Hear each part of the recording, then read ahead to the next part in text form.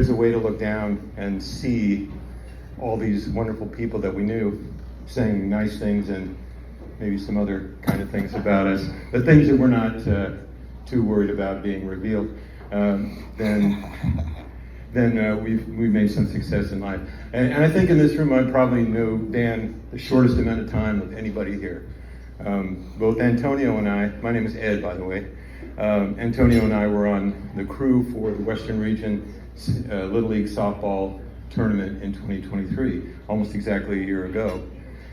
And when I first met Dan, I think that the first thing that struck me, and I finally did tell him after a while, is like, thank God you're here, Dan. I'm not the oldest one in this crew. It turned out I was only the third oldest, so it was great.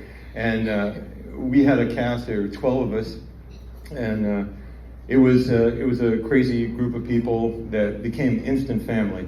And as you might have suspected, he was almost as instantly our grandpa, wasn't he? Yeah. And he took that role on very seriously, being kind of a shepherd to us all. And he had a heart that was just as big as all outdoors, and enjoyed every game that he did down there. And we did some games in some really blazing heat. The average daytime temperatures were 104 degrees while we were there, and Dan just made it through everyone like a trooper. And you could tell that he really loved what he was doing. And that's what bound us all, was that love for what we were doing for the kids. On that theme of what a generous and dedicated person he was, here I'd only known him for these few days. And I had been told that I was going to be getting a choice assignment, and for anybody here who knows about umpiring, I was supposed to work the plate position for the West Championship game. And the day before, due to some certain circumstances, it turned out that they couldn't put me on that, and I was rightfully disappointed, and Dan knew that. And I got to tell you, when he came to me, the first thing he did was he held on to me and he wept for me. He knew my disappointment, and at that very moment, he became my brother. And even though I knew him for just those 10 days, and we communicated a little bit after that on Facebook. And the funny thing, you remember the day he accidentally, on Facebook, pushed a button on our Facebook chat group, and we all ended up on a video call together. It was just a complete accident. I guess he wanted to just leave a message or something. He pressed dial instead, and he rang 11 other telephones. And my God, I think every single person from that crew ended up answering, and we ended up talking and laughing and having a wonderful time. And the camera was right up against his face like this. And all I could see was his left eye the whole time. It's recording right now too, by the way. Thanks for that. And he was. And it was just great, we all just, and for that to be the last time I got a chance to speak to him, and for pretty much all of us the last time we got a chance to speak to him, that really meant the world to me, and for all of us on that crew, and for all of you who supported him in this crazy thing that we do. I thank you all, and most of all, Dan, thank you. Well spoken. Well spoken, by the way. Sorry. This just in. Rachel, your 81 pintos waiting for you out in the corner. Please pay your tab and head on out to the car. Go outside. Second of all, if I can get one of those green eggs. 4? Come on, guy. I'll leave it at that. Anyway, so I'm Antonio. I connected with Ed pretty early when we all got selected for our crew. I kind of put together a group for us to all be able to chat together, and he certainly was very active. I'll just say that. He had a lot to say, and it was always good. Speaking of punctuality, Dan was the first person by hours to get to our regional headquarters for the tournament.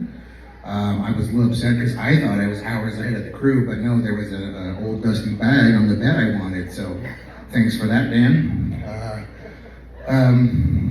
So, speaking on his generosity, tournaments all over. You know, we still keep contact on Facebook, and every once in a while we get on a call, and he calls me one day and says, "Hey, how's it going?" And I just happened to be working a travel softball tournament in Reading that weekend coming up, and he said, "Hey, let me take you out to brunch or something." So he took me out to this beautiful place out by the lake.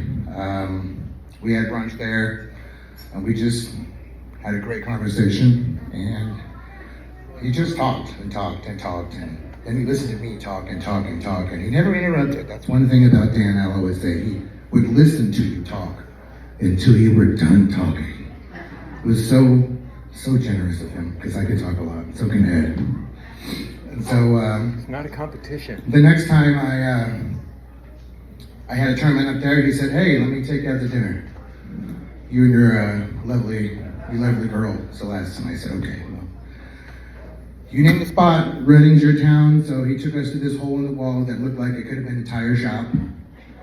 And I don't remember the name of it, unfortunately, but it was probably the best food I've ever had. Certainly the best thing I've ever eaten in Reading.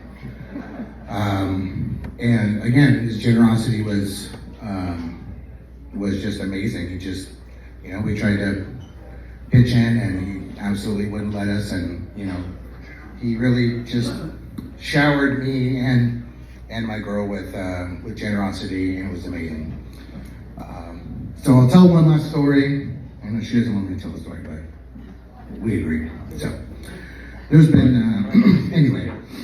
So at our regional, Dan. Come on, you can do it. Dan would walk by, and then we would get this, you know, sort of odor. And about the third or fourth time, he would walk by, and it happened again. And I said, "Dan, do you know you're doing that?" And he said, "At least I'm not shitting my pants."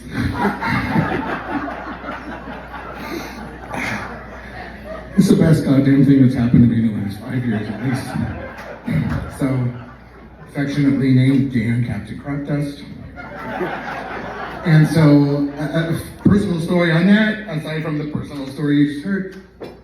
When I drive to work, I go down Highway 70 towards Sacramento, and it's nothing but agriculture out there, and every single morning there's a crop duster flying overhead, and they point and they say, "Good morning, Bob Dan. It's good to see you." Thank you.